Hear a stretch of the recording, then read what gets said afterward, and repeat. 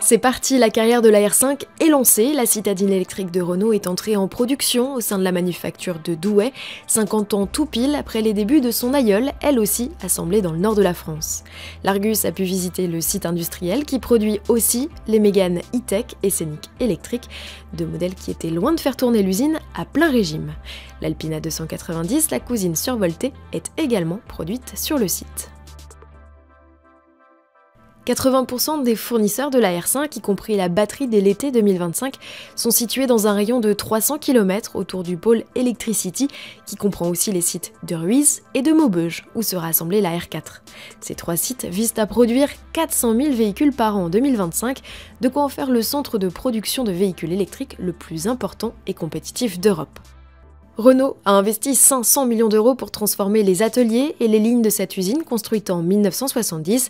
Des robots ultra sophistiqués ont été installés, ils sont ainsi capables de changer de plateforme en moins de 1 minute. La ligne est automatisée à 99% et une dizaine de robots travaillent en simultané.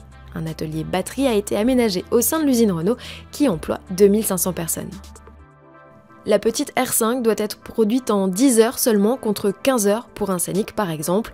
La raison, le SUV est plus complexe à produire alors que le processus a été simplifié pour R5 qui compte moins de pièces, 350 précisément.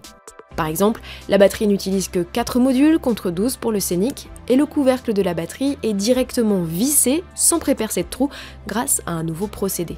Ces astuces permettent de produire plus vite donc et de faire baisser le prix de revient de fabrication, le fameux PRF. Pour l'heure, la citadine aux losanges est vendue à plus de 30 000 € dans ses versions chic de 150 chevaux, mais à partir du printemps 2025, son ticket d'entrée baissera à moins de 25 000 € et produire une électrique à ce prix en France est un vrai tour de force. Au moment de notre visite, l'usine assemblait 300 exemplaires de la citadine par jour, le temps pour tous les opérateurs de se caler et d'atteindre les standards de qualité requis. À titre de comparaison, la 290 sort des chaînes à une cadence de 10 à 12 exemplaires par jour. Pour la R5, la cadence va rapidement atteindre 400 véhicules avec 2 équipes de 8 heures, 5 jours par semaine, soit 90 000 véhicules produits en année pleine, c'est 2 fois plus que le Scénic et 3 fois plus que la Mégane. D'après les interlocuteurs rencontrés sur place, l'usine a encore de la marge, elle pourra passer en 3 équipes, travailler le samedi matin, voire en 7 jours sur 7. N'oublions pas que la Nissan Micra, cousine de la R5, doit aussi rejoindre les lignes d'assemblage courant 2025. Les premières R5 produites étaient destinées principalement aux flottes, comme véhicules de démonstration. Elles vont désormais rejoindre d'ici à la fin de l'année les garages des premiers propriétaires. Les livraisons doivent débuter fin décembre pour les détenteurs du R5 Pass, puis en janvier 2025 pour les autres.